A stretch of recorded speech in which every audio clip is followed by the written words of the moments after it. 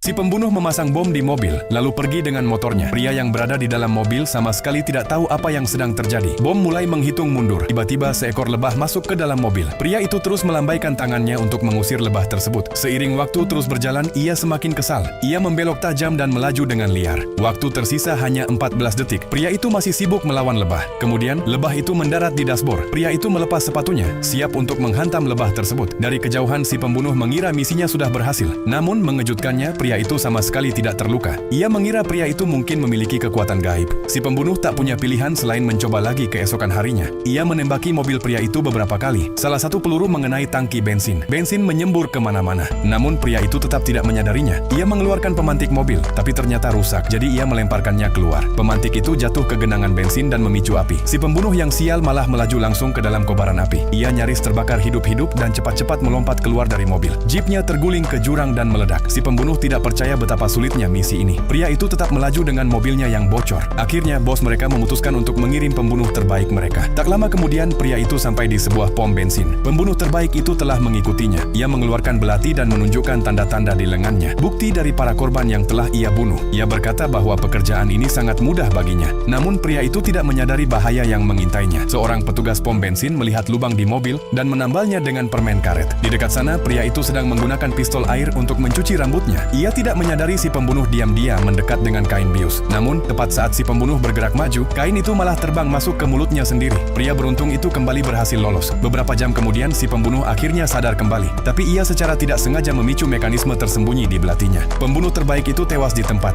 Bos menjadi sangat marah. Ia mengirim 5 agen lagi untuk menangkap pria tersebut.